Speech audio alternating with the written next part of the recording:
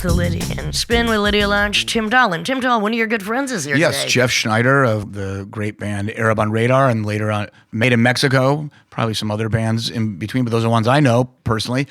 I've known Jeff on and off for years, and he's about to read a passage from his book talking about some of these years as a musician and working with Arab on Radar. And talking about my hometown, Rochester, New York. You see, here we go with the connective tissue. It's in every single episode. And I do recommend this book. This book is called Psychiatric Tissues. Oh, and I'm telling you, it will throttle the nerves in your brain. And maybe other places. Please begin. This takes us back to touring, and we are in Rochester, New York. After playing at the Bug Jar in Rochester, New York, we met some friends. A cool dude, really handsome, and his girlfriend, and a female friend of theirs. They offered to put us up at their house. We happily accepted. We went in and upstairs in their house to what was an open loft. The entire room was made to look Roman. Vines, all white, Roman paintings, and faux sculptures. This was the place they called the treehouse. They told us that they had kind of a bachelor party type of situation the night before, and that this was why all the blow-up dolls and stuff were all over the place. The story didn't quite add up for some reason, but we didn't care. It became obvious that they were swingers, and this place could have been a porn set. It was awesome. We partied, getting quite inebriated. Michelle, who was Kurt's girlfriend, kept whispering to him and looking around at us. This progressed to her saying, "Please, Daddy," and him glancing back at her, shaking his head, "No." Whining a bit, she said, "Please, Daddy, I'll keep my panties on." She was real horny, it seemed. Who knows what may occur next, we thought. He kept glaring around the room and staring at her, saying, "Not with these guys." Admittedly, we looked like criminal-minded people, and they hadn't known us for more than an hour or two. The friend of this couple sat down on the white love seat with me. I said really dumb shit, like, "I really like your hair," and stuff about the band lifestyle of sleeping on floors at people's houses. Not very glamorous. Minutes later, I looked back at her, and she was blowing one of the blow-up dolls and looking right at me. Total eye contact. We were locked in. I was speechless and aroused. So much biology kicked in real fast. She came right up to my face and sat grinding on me, cowgirl style. She said, "You look pretty high. You probably don't even remember my name." I said, "Of course I do." "Well, what is it?" "Come on. What is it?" she persisted. I said dryly, "You know I know your name, Michelle." She just huffed and exhaled a long, long breath, got up and walked away over to the other side of the Colosseum table like a lion that just ripped a Christian's head off. I looked over at Kurt's girlfriend and said, "But you are Michelle. Okay, so then that would make you, Kelly. Yeah, I got it now." I tried to apologize and get back into the sexual sparring like a gladiator, but that was a circus disaster that had a tragic ending. I was categorically less than a little brother at this point. I ruined the overall vibe big time and buzzkilled the whole situation. People went to bed. Lights went off. Some of the people got out their little sharper image night lights and started reading another chapter and the David Foster Wallace novels they brought in their luggage. Resting in their sleeping bags, it couldn't have been more stale in this room now. I tried to ask about partying onward, and someone shushed me like a librarian. That was it. A day later, with a wicked erection in the van, I thought of how much could have potentially happened. That was a personal low for me. But we hung out with Kurt and Michelle just about every time we went to Rochester. That was our place to go. Another home away from home. How the fucking hell did I give Caligula blue balls? That's the story of this band. It's the story of my life. Absolutely amazing. This is the Lydian Spin, and that was Jeff Schneider reading from his fantastic book called Psychiatric Tissue. Now, you were, I don't want to say a rock band because you were more extreme than that, but you had the extreme experiences of rock bands on tour. I really advise this book because it tells you why you don't want to be in a fucking band, quite frankly. The lows, and the lower. And there we go, Caligula's Blue Balls. I love that it was a section that took place in my hometown. To think nothing goes on there, they got no clue. Well, missed opportunities. And boys have, I don't know how old you were at that time of that story, but the amount of game that young boys have is not a whole lot. So there's more missed opportunities than, gained opportunities. Well, it seemed like the chicks were all ready to go for and the blowing guys a don't know how to blow-up handle doll. it. They don't know what to do. Well, the thing is, that's your generation of guys. You see, I have to say that my generation being a little bit older, it's kind of the Marky Mark thing. Excuse me, Mark Wahlberg. They had to have game because they wanted to get into your pants. But after my generation, they seem to lose all their fucking game. I don't get it. That's why I don't sleep with any of these fuckers anyway. Oh, boy. Or whatever. I was in my 20s, so I guess I'm forgiven for that. How's your game plan now? Well, you got a hottie sitting behind you. It got better. Well, I don't see how it could have gotten worse. So anyway, you had to write this book. Of course you did. I'm crazy. So if I can go back to the beginning for a second. Please, go back to the beginning. So if I were to take my shirt off right now, which I'm not going to do. By the way, may I just say this? May I just say this? I say at least once a month, every man should wear a black button-down shirt. With or without an armband. You're looking great. This is the way a man should dress. I didn't check your trousers. I'll do that later. Yeah, well, I have to iron the pants. The shirt's polyester. But the shirt the shirt is important. You see, no, Tim Doll. You see, that's the shirt men need to wear. Oh, okay. All right. Just saying. I'm taking the notes right now. All right, carry on. I'm sorry. So if you saw, I have a scar that goes from under my armpit almost all the way around to my spine. When I was 17 years old, I got a rare form of bacterial pneumonia. Got in my bloodstream. The same shit that Jim Henson from the Muppets died from. Yeah. And there's only a handful of people that ever got this. So you're lucky you survived. You're basically was what you're saying. In the hospital for 4 months. Dropped. I had to leave. So, also school. you're like Hubert Selby here, except he had tuberculosis. Yeah, this is. They took half my lung, which is why I'm breathing so. Which is why you got a great voice for reading. Asthma inhalers, the whole 9 yards after this. But that was a lightning bolt moment. I know you've talked about this on previous podcasts. That life or death situation. I went from being kind of a normie to coming out of that and being pretty much a person that operates outside the norm. Well, were you reading a lot of books in the hospital? Is that when you really started reading? You have a bunch of books gathered before us now. When I got back on my feet, yes. But I was pretty fucked up. Ventilators, IVs, you couldn't even read. Yeah. It's traumatic. 2 in 1 foot, the whole thing. So it was, did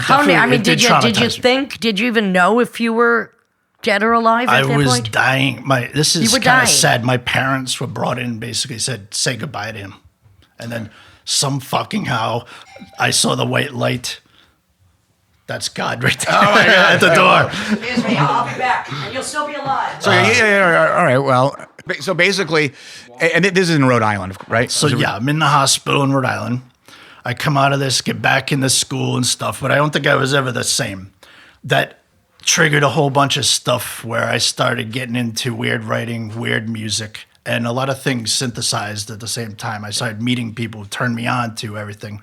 because a lot of stuff, had already happened before. Probably me and you were adults. So Chrome, Crass, The Stooges. Yeah. I got the bomb of weird music handed to me from a bunch of really cool friends. Yeah. And I just went with that. And also the music scene synced up. A lot of things lined up. You were playing music for a little while up until all this. I mean, it was pretty bad stuff. Just generic rock. It was like Nirvana-esque rock. Yeah. But after this, I think that's where it came in, where it was like I definitely started playing outside the norm. It's interesting. Absolutely. If you really listen to all of Ereban Radar's music, I don't think there's one chord in the canon of every album or every song we ever played. Not one chord. It's It's dyads usually. It's basically two notes that are often very dissonant. At least my analysis of it, dissonant, minor second apart, a tritone apart. These types of things, and they're parallel. So in a weird way, of course, I'm just thinking about this right now. Kind of formally speaking, there's a lot of metal in there, which actually has a lot of dyads and parallel lines, even though it's not a metal band by any means. But it's not chord oriented, of course. Yeah. I'm going to go back to your near death, excuse me, and we'll get back to the music. Because anybody that hasn't been that close to death, I might have been there a few times myself, they have no idea how after that you actually become a bit more rambunctious. Because you never know when you're going to go. So like you said, you might have been a normie before that, but after that, turned musical pervert. Yeah, I would say it's a fair assumption. And, people said our music was terrorism, which I'm kind of comfortable with. The name itself, Ereban Radar, which is kind of mysterious. Yeah, this was, in the 1995 time, so it had a different meaning back then. Yeah. This is way before anything bad happened. Before anything bad happened, right? Nothing bad was happening. Everything was great. Yeah, exactly. Not on our turf, just on their turf. I'm sorry, I interrupted your musical, the effluvium of musical conceptualism. You can go back to it. Well, no, and I'll connect the two. Which is near death. That'll do. Music. Warhol, after he was shot, had strange feelings that maybe he was reincarnated and then he actually died, and this second part of his life was something else. Even though he was pretty weird before that. Clearly. How did Larry Flint feel after he was shot? Pissed off. He's the only man I ever voted for, by the way. So he was Larry Flint. Love Larry Flint. Yeah, I mean, for me, it took on a whole new meaning where I was just seeking out things that were on the fringe, and by terrorism, I mean more like on the radical side of things. And I've always been pretty terrorism. Radical. I was a guitarist. I hadn't seen you guys. Saw you guys for the first time in '98. At what point did it become a quartet? When was that? That was. I really love that you have your notes charted by years, because you're like I, big holes in the head. So I first saw you when it first became a four-piece. And it was a great show. A lot of conviction, very just powerful. It had the edge, a little it had danger. I mean, I don't want to. I'm not an old man, but I'm sounding like an old man. It's like so many bands I see now. It's like, where's the risk? Where's the danger? Where's the nowness? It's almost as if they haven't even seen a band or something. It's bizarre. I agree. Maybe it's going back to the way, when we first started playing in the early 90s, we would play with bands like Blonde Redhead, there wasn't a lot of weird bands playing when we started. Very few. It was a club scene. Well, that's when you had the genre on the radio called alternative, which is like this super market research filtered version of alternative rock, which was spun off of the success of Nirvana. It was just so disgusting so fast as the alternative. Wait a second. Actually, when some old music hit top 40, horrible bands might have had one good song. Like even the hideous band Bush had a song, Glycerine. Hey, Cracker had Low, which I covered. All right. Even the Butthole Surfers had a near top 40 hit. Yeah, but that was all tokenism. And this was tokenism for that period and never again. Thing is, late 60s radio was so radical and so and so political and so controversial. And after that, the next wave was kind of that one little period in 90, which even though the band sucked, they might have had one good, well, radio will never be back to that again. For me, it was like, by 95, I was like, pop rock is such garbage. I was only listening to avant-garde jazz, new music, classical, and rap. And Murder, damn fool, monkey see, monkey do. I still like murder rap. And then death metal too. But Scarface, you listening? But what I'm getting at is, so when you guys came out and just that wave I don't of give bands, a fuck. I don't give a fuck. I don't give a single solitary fuck motherfucker. That's Boss. Excuse me. The best female rapper, most gunfire, Def Jam 1 album, kidney failure. Carry on. So the Oops tour, you had Arab on Radar, you had Lightning Bolt, you had Locust, Flying Lutenbacher was part of the Oops tour for a while. So that must have been incredibly radical. This was exciting. How many times. shows was that?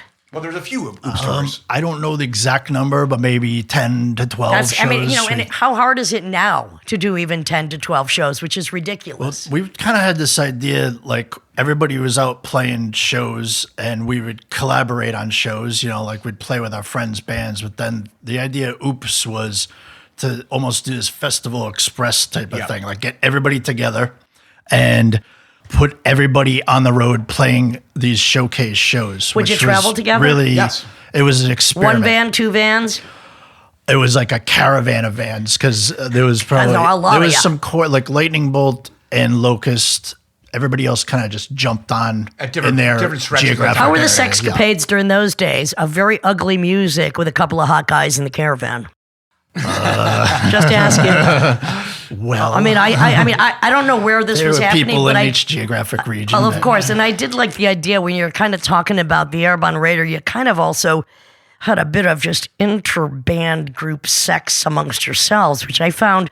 When I say group sex, I mean a group having sex together.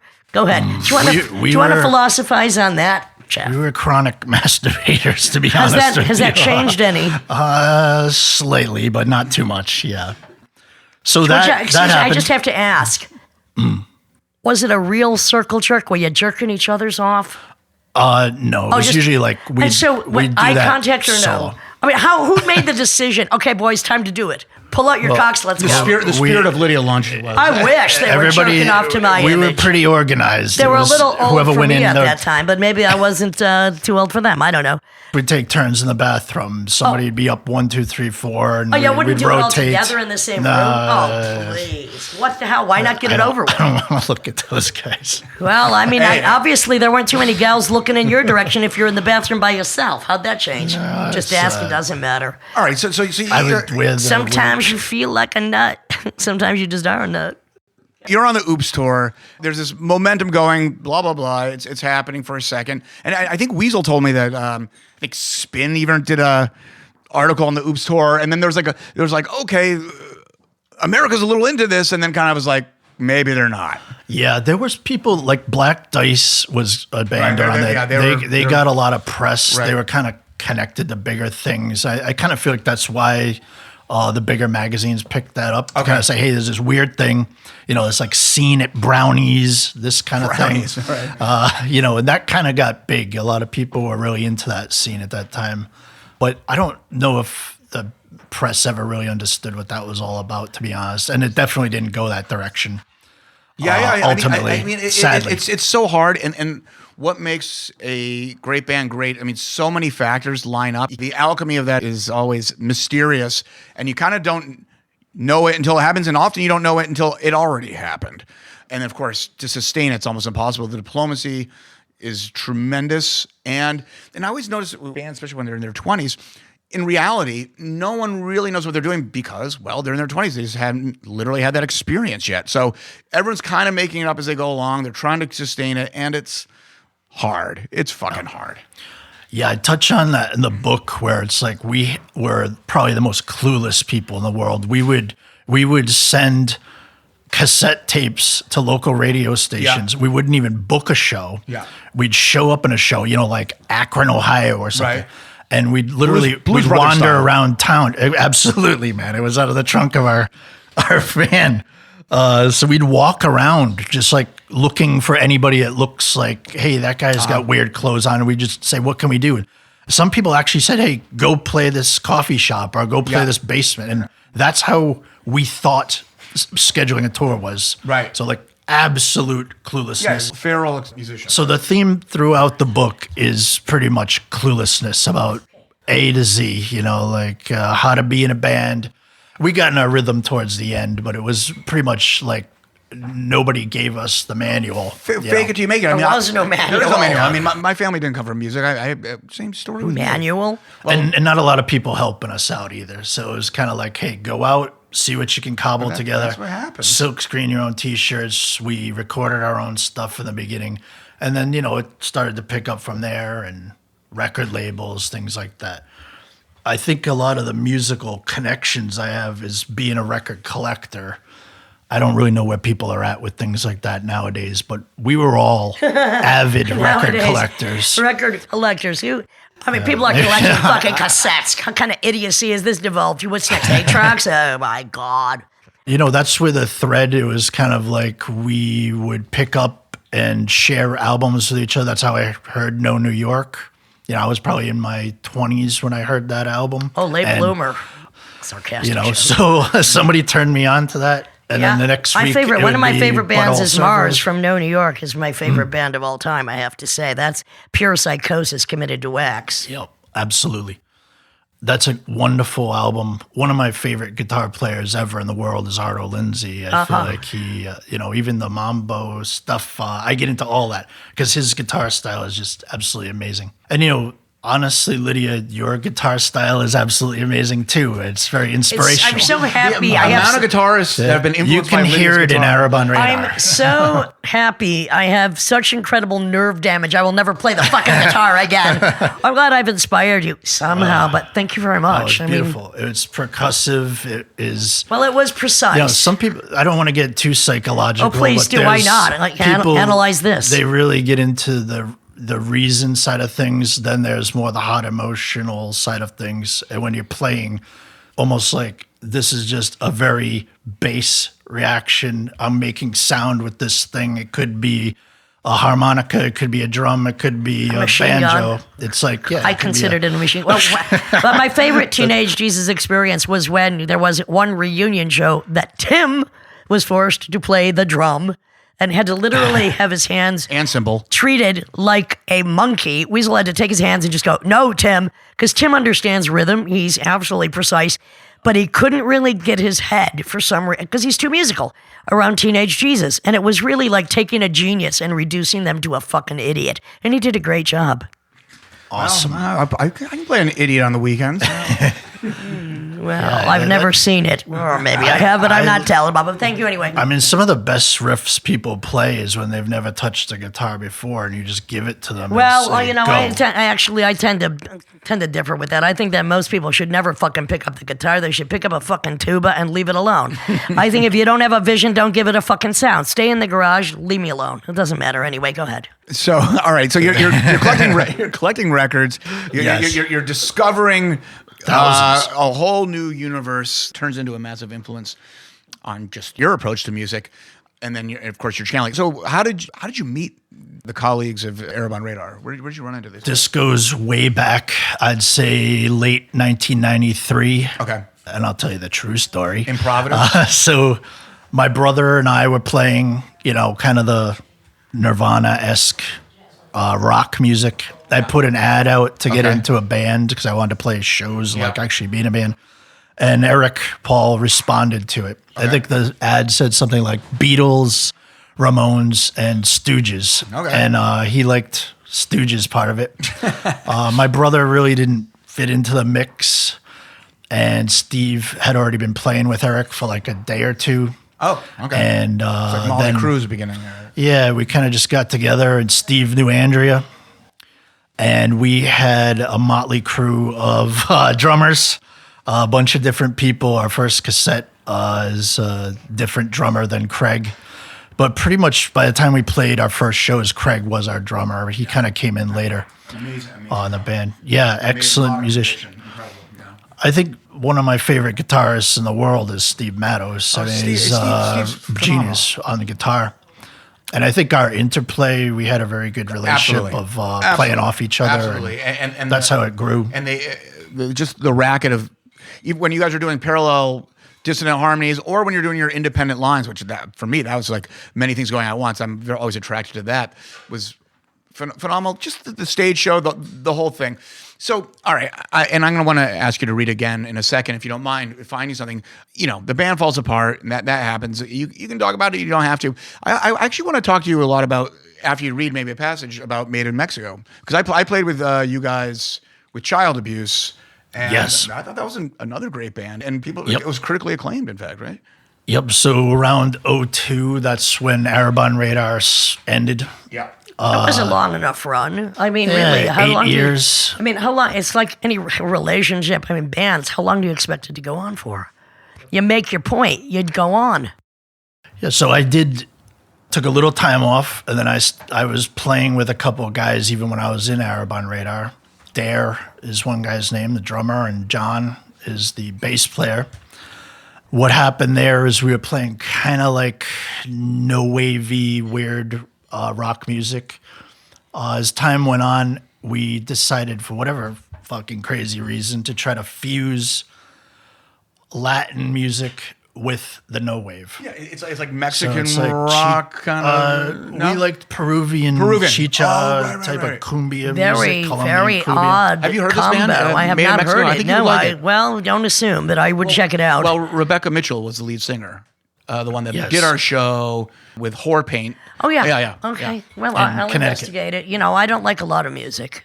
It annoys me, to say the least. I prefer books. As we're surrounded by books, we'll get to that in a minute. You can go to any party and put on a reggae album. And Oh, no, you can't. I'll take it right off, but go ahead. People will be psyched. You put on a salsa album, you're going to clear the house. Really, it up. depends on what area. Yeah, reggae album's not gonna Excuse psych me. me. Depends on what neighborhood you're in. At a party. You go to most parties, you put on a no-wave record, it's going to clear the house unless you're a bunch of underage freaks. true. Anyway, whatever. So Carry that on. So you just- wanted to clear the house on both levels, or you wanted to bring them in?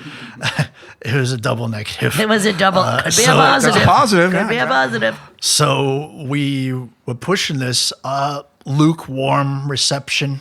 I don't know if people could go there really with the Latin side of it, unfortunately. One of my 'cause favorite that's some bands pretty is Mars Volta. psychedelic I stuff. go with the Latin side quite often. Just saying, but that's a different I time like it. period and a different thing. How Anyway. long did Made in Mexico exist for? So we were around till about 2009. Okay, somewhere so around you there. had a solid run. Okay. Yeah, so we put out two albums, Two some albums? 7 inches, a split, Who put those out? Skin Grafted Okay. 2. Actually, Armageddon label, which is Ben Barnett from the hardcore punk band Drop Dead, put out a split, Crust Punk, which I don't know. Some of those folks like our shit. What exists now in the repertoire of things that came out? Is there anything still? I mean, I guess online is where everything lives. Yeah, I think it's all like up on Bandcamp. And things like so that. it is on Band. Well, Our that's what's label good. put It up should be there. on Bandcamp. I think Bandcamp is great. Look, it's affordable, and if you don't want to buy it, you can just listen to it. And let's face it, we didn't get into music thinking we were going to make money from it. That we made any money, that was highly unlikely. But that we had the products. I mean, the most to me, it was important to document everything. I just was weirdly successful in doing that because I would, blackmail people or do what I had to do, sometimes hand shops under the table, whatever it took.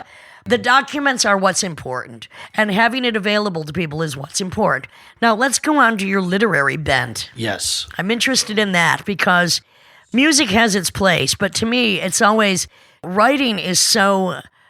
If you don't write a book, people have no idea what that involves. I mean, it's so onanistic. I love it. It's so onanistic. It's intense. I wrote Paradoxia in 3 months.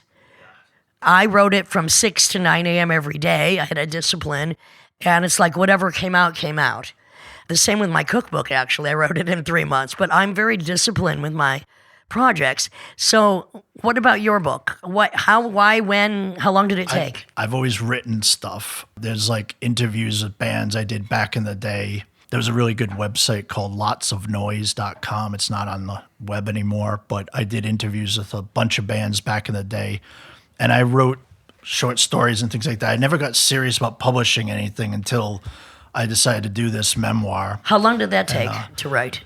Probably less than a year. It was a frenzied, insane Well, and once experiment. you get started, I mean, if you're somebody that completes tasks, I mean, the last thing you want to have is like a book hanging over your head because it's so annoying. It's documenting, it's nonfiction, so it's kind of like I just had to get the stories out. And I think I added some humor into the book. There was a little... There's laugh out loud passages. Late nights. And cry in silence passages. Writing. Who's this published by? That's my own publishing And sometimes, company. see, exactly. Back to the DIM, I call it do it myself. Not do it yourself, do it myself. This was all So me. is this available? Where can people order this? It is on Amazon. Okay, I tried that is not to get Psychiatric Tissues by Jeff Schneider. But can they order it I direct? prefer them ordering it direct through Which me. is so through you what? PayPal me at arabonradar@yahoo.com. $18. You get a nice silk a bargain. screen poster, some pins, stickers, Panties? the No book. panties? I could send you that for well, $20. I'll pass. Thank you. I'll pass. Thank you. Whoa. I think it's so important for people to document their journey into and out of madness. And especially the alternative side of really what it's like to be on the road. It's not an easy fucking life. There's no fucking glamour there. Whatever glamour you can snatch from it is really probably aftermath of fantastic thought. Because it's rough. It's very difficult, and it's never easier. It's like it might be a little easier now for me after 42 years, but it's not, sometimes not really. There's an awful lot of work that goes into just organizing a tour. And even with Retrovirus, we did one U.S. tour. I haven't had a booking agent in America for over 20 years. It's like, we've gone to Europe, we can't go there anymore. We're going to Australia. People don't understand how difficult it is. But I think, memoirs, especially nonfiction, is so important. So you're surrounded here by some of your favorite works of, as I call it, literature. And just tell me about some of this and how maybe it inspired you to write your own classic anti-novel. One of the most inspirational ones is this. This is a self-published book. Now, Providence and Rhode Island is known for mob ties. This is about this gentleman, Gerard Ouimet, who they called the Frenchman. He was incarcerated with Raymond Patriarca Jr., who was the mob boss, quote unquote, at the same time. Was he on Crime Town? He was. Crime Town. You can hear the whole story on Crime Town podcast. It's pretty interesting. So he wrote this, and it pretty much tells you what was going on in the streets in Providence at the time this is going on. The Italian Real raw. mafia and Yes. all Yeah. of this. Yes. Yep. I really liked that book, just the way it I was just written. turned to the chapter, Junior's Rise to Power. Yeah. Yes. It's written So- in very big print, this, so it's very, very good. That was inspirational. Attempted assassinations. This is one of Jeff Schneider's influential pieces of literature. What Price Providence by the Frenchman. Tell us some more He about passed away. So other He's books. dead. I We're like- still alive. Of course, Kathy Acker. She's a little Another bit dead man. higher end literature, but I think she was a genius. This is an interesting book by Chester Brown, illustrated by Robert Crumb. I don't know Oh, if you're... fantastic. This is basically... Paying for it by Chester Brown. It's a pro-John book. John meaning prostitution As relationship. opposed to like Iceberg Slim, pro pimping and Yeah, hobo. he's the first. He is not a pimp. No. He's definitely on the He's other end of the pro John. relationship. Hey, I've always been pro John. So it's really cool. He's a illustrator. They've helped me through so most it's of a my comic. career. As a matter of fact, I consider most of my audience to some degree to be Johns. Johns. Or Lydians. Excuse me. I'm sorry. I do mean it though.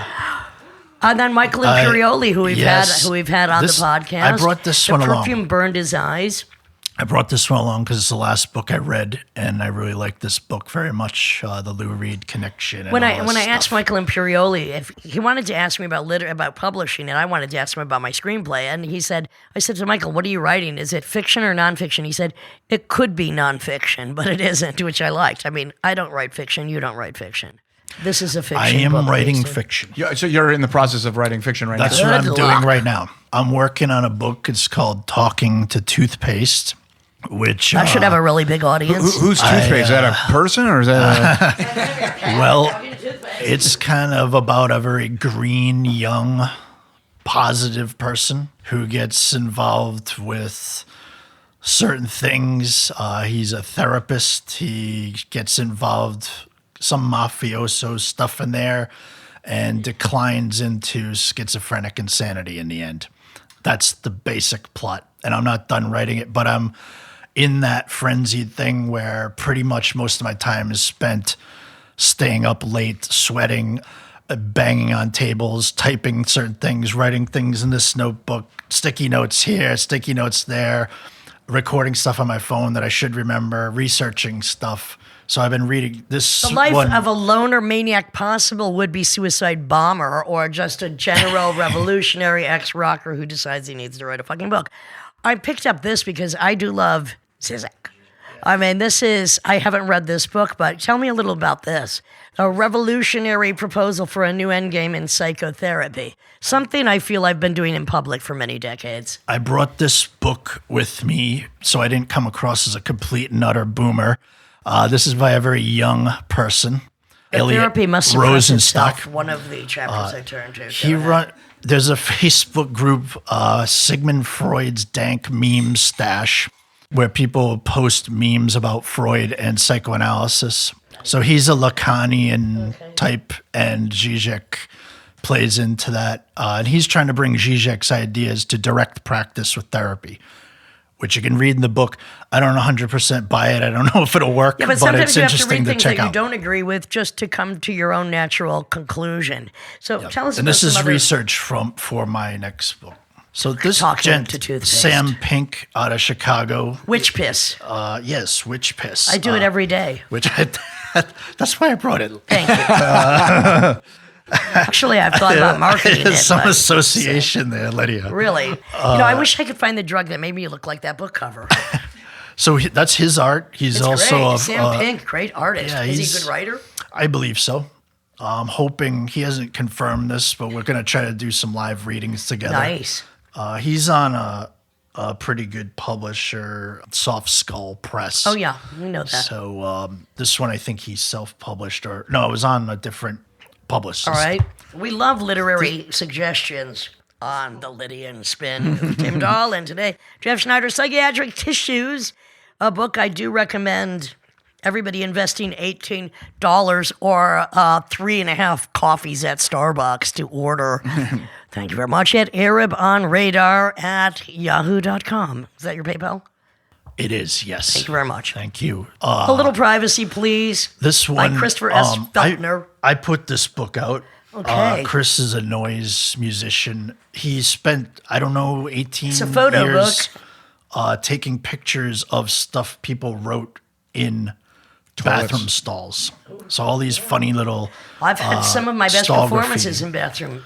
So this is pretty funny. I'll let you guys keep I'm this just one. saying. Well, Simon once saw one of the funniest little graffiti bathroom thing in Maine. Some hick wrote "Hail Satin." He spelled Satan wrong.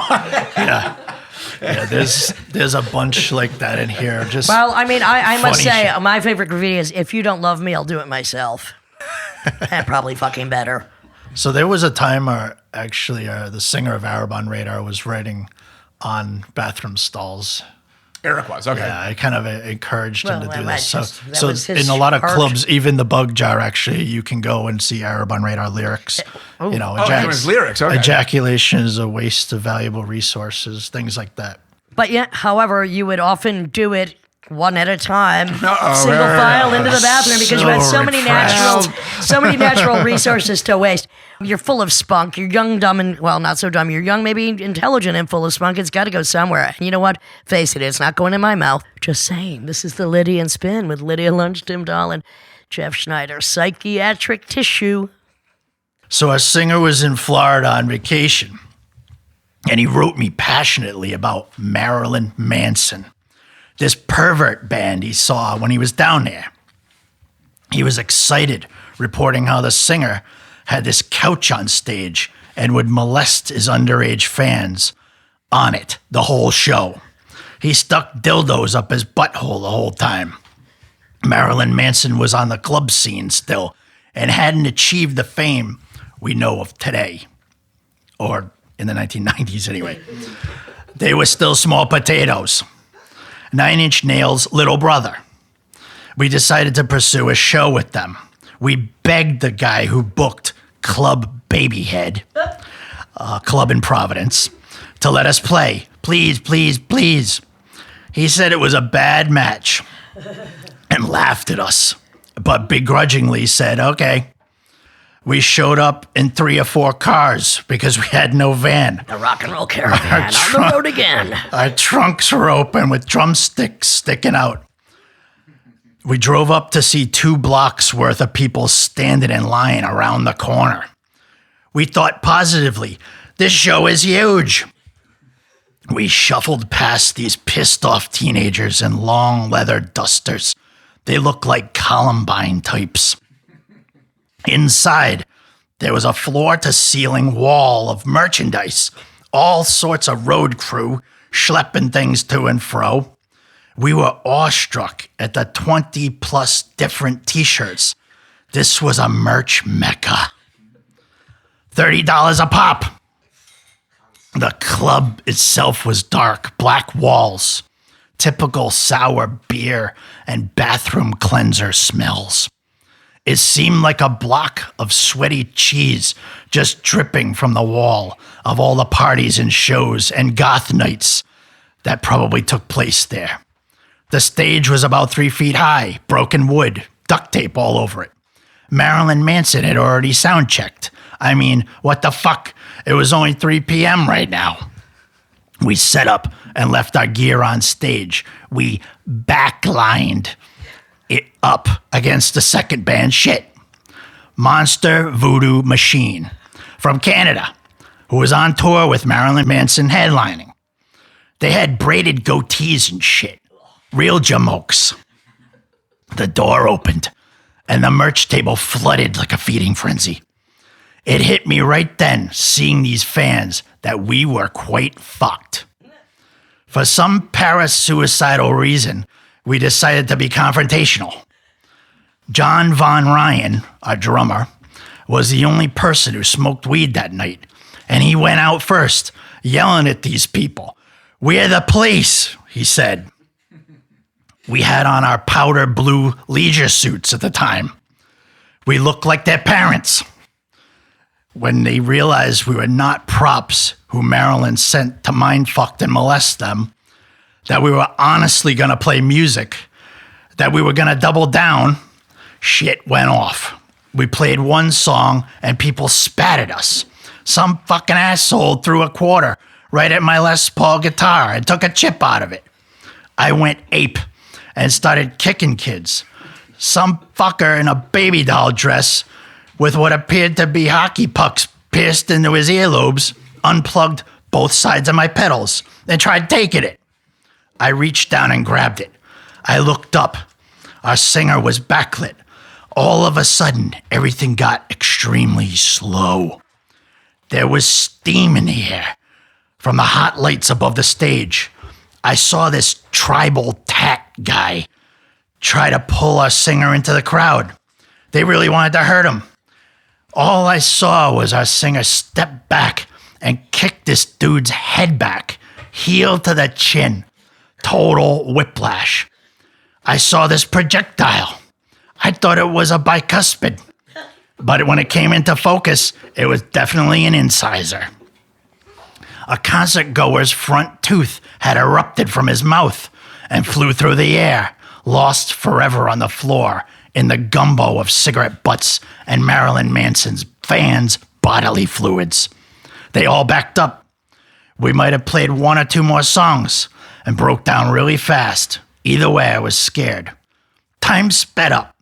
We rushed backstage amongst the yelling and loud jeers. Our 2 or 3 friends, our drummer's brother, were backstage with us.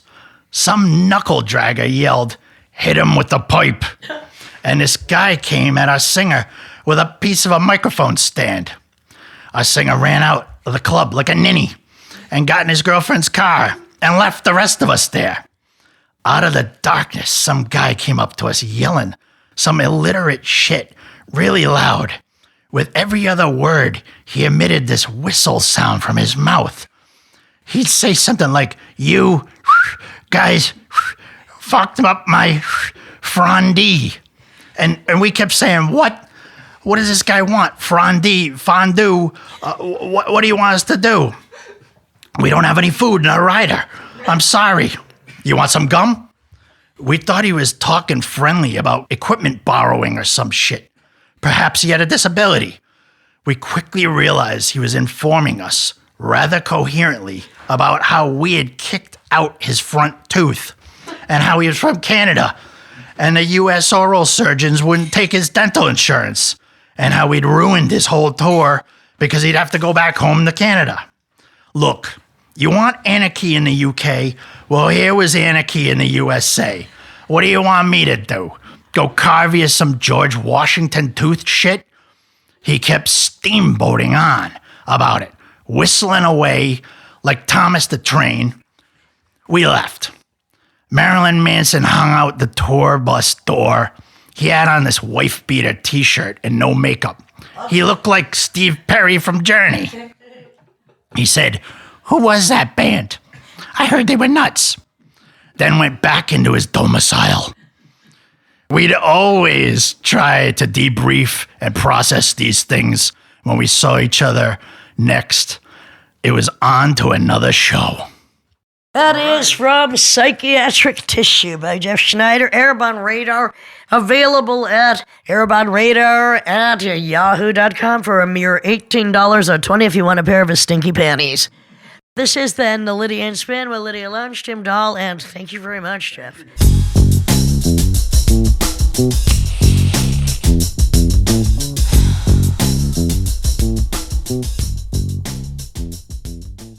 You're listening to the Lydian Spin, but then again, I think you knew that.